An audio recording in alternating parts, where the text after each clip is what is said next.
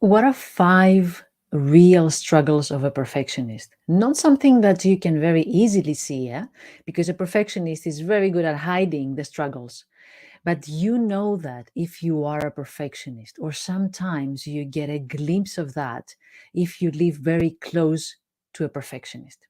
So, what are these really, really important and struggling uh, elements of a perfectionist life? First of all, the first one is a perfectionist will burn out more than once in their life because they tend to overestimate their energy, their resources, um, uh, how much they can handle. And because of this overestimation, they give too much, too fast, in a very short time, and then they burn out. And when they recover from the burnout, they're still not fully convinced that it was because of their mindset or because of their expectations or their harsh criticism.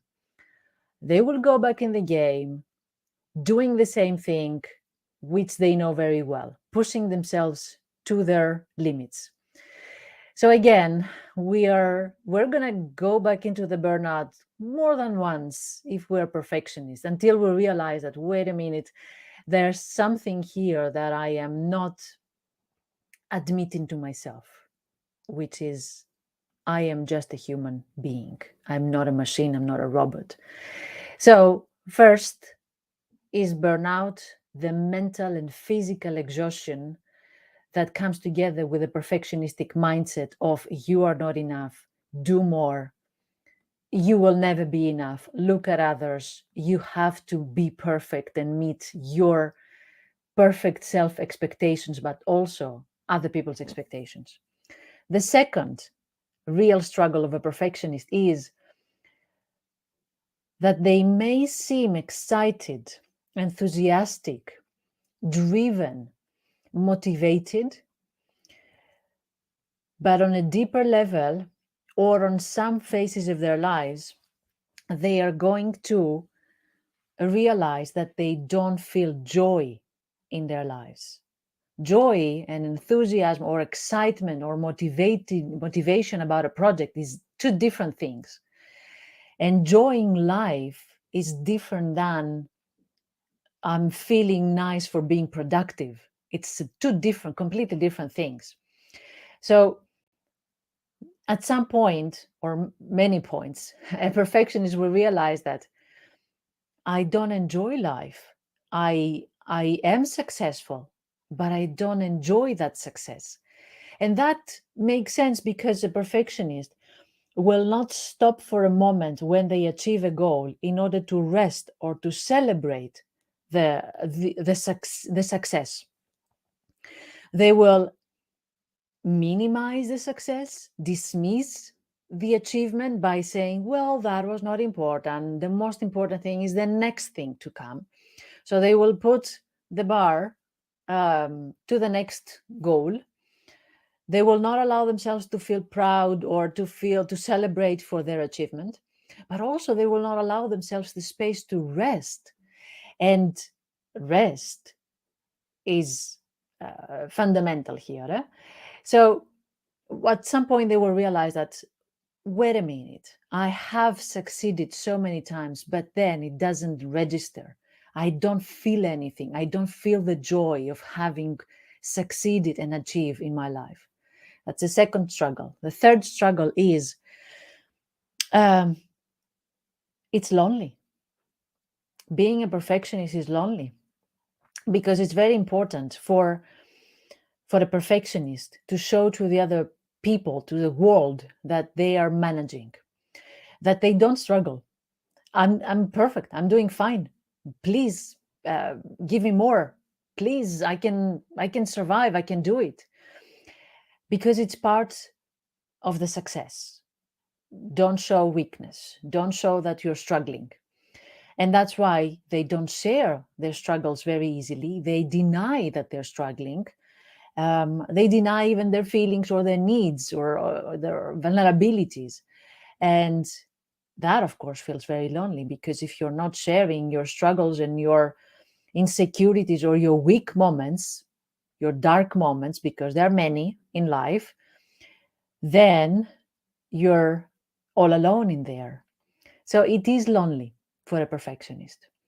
The fourth real struggle is the lack of meaning and direction, the lack of an internal compass. And you might say, wait a minute, we have goals, we know where we're going, we know that we want to succeed. Yes, but I'm talking about connecting that direction with the meaning you give, correcting that direction that you have with values. I know that I'm heading towards that point, that direction, for that strong reason, for that value, serving that value in my life, living according to these values in my life, knowing why I prioritize what I prioritize, knowing why something is important for me.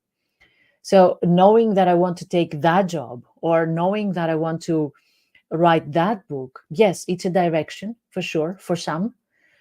But not knowing why I'm doing that and what I will derive from succeeding in that is a struggle for perfectionists sometimes, because their decisions might get polluted by other people's expectations, as we said before, by society's standards. So somebody might want to write a book because everybody writes a book. And I'm not successful if I'm not one of everybody who's writing a book, which is not a good enough reason, right? It doesn't resonate personally with you. And that's exactly the fourth struggle of a perfectionist, not connecting your internal compass with the meaning you give in life, with your identity, with your values. And that's sometimes feels confusing. And that leads us to the fifth struggle of a perfectionist, which is emptiness. Emptiness. Sometimes a perfectionist realizes that I've achieved a lot in my life: money, career, fame, wealth, uh, houses, or authority, status. Yes, I've achieved a lot, but I don't feel anything inside me. But I've drained myself completely inside me, and I have detached from all the feelings that I should have felt, from all the joy that I should have felt through this journey, from all the experiences that I should have absorbed and live through this process, because I was just performing, because I was just moving the pawn to the next position, because I was just doing the steps instead of being in the steps. So it is possible for a perfectionist at some point in their life to feel this existential void. And that's a real struggle. And that's why we're talking about perfectionism. So I hope I didn't depress you, but for sure we have to talk many, many times about why perfectionism is not a medal of honor, is not a trophy, is not something that you proudly say at your interview meeting, at your job interview. It is a mindset that costs much more than our productivity. It costs our whole life sometimes, the experience of life, the feelings of life, the joy of life. And that's most important than any other thing. Think about life and about career and productivity. So let's continue that conversation. If you're struggling with one of these struggles that we just said, no joy, burnout, loneliness, emptiness, and lack of meaning and direction, have a look at my academy and see, you can see there all the courses that I've created about perfectionism. And it's not only the course about perfectionism, but also the fear of failure, silencing your inner critic, finding more self and self-compassion, uh, setting boundaries in your life. All these things, they're not about productivity or about perfectionism. It's about changing this mindset that costs our joy in life. I'm here if you have any questions. Have a look at the guide, How Much of a Perfectionist You Are, because it's a free guide. It's an introduction to perfectionism if you haven't heard about perfectionism before. And I'm here to continue the conversation with you and to support you in finding more freedom from perfectionism. Thank you for being here. Have a good day and take good care of yourself.